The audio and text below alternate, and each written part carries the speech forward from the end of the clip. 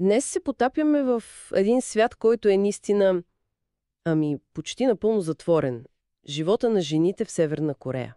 Да, и информацията ни идва основно от хора, които са успели да избягат и от малкото репортажи, които имаме.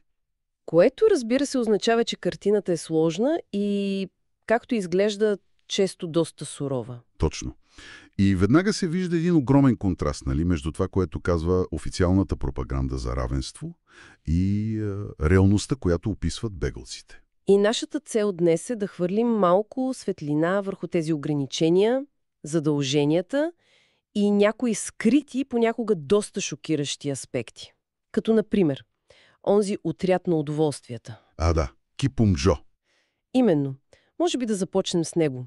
Какво всъщност знаем за Кипумжо? Вижте, това е група, създадена още по времето на Ким Ир Сен. Източниците я описват като съставана от много малки момичета, красиви, талантливи, подбирани от цялата страна. Като кастинг един вид? Нещо такова, да. Първоначално били певици, танцорки, масажистки, но се твърди, че най-привлекателните всъщност са били използвани за сексуални услуги. За лидера и за най-висшите хора около него. Имаше твърдения, че Ким Ир Сен е предпочитал девственици. Да, говори се, че вярвал, че това му дава някаква жизнена енергия или нещо такова. Разбира се, това е от свидетелства. Трудно проверимо е. А подборът, четох, че е започвал много рано, още от училище. Да, около 15 годишни момичета. Бегалката Михян разказва за това, а при Ким Чен Ир казват, критериите станали още по-строги. По-строги как? Например, ограничение за ръста трябвало да са под 157 см. За да не са по-високи от него? Вероятно, да. Също така, без никакви белези по кожата, с мек глас, много специфични неща. Звучи направо зловещо. Има и други свидетелства. Например, готвача Кенджи Фуджимото.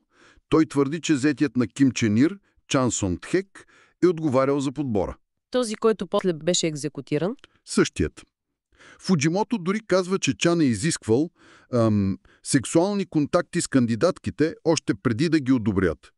Но пак казвам, това са разкази от първа ръка, трябва да сме предпазливи. Добре, а при Ким Чен Ун, нали уж беше разпуснал отряда? Временно да, след смъртта на баща му. Обаче по-късно, според данни към 2018, пак от Миехян, изглежда е възстановен. И какъв е мащаба сега? Говори се за около 2000 млади жени. По 20 години.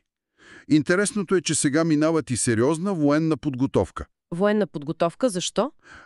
Идеята е хем да забавляват, хем да могат да защитават лидера. Един вид лична гвардия. Казват, че 50 от най-добрите са постоянно с него. И какво става с тях после, като навършат 20? Пенсионират ги, така да се каже, омъжват ги за висши партийни функционери. Което е още един начин за контрол и за обвързване на елита, нали? Да, разбирам. Но това все пак е съдбата на малък брой жени. А как изглежда ежедневието на останалите?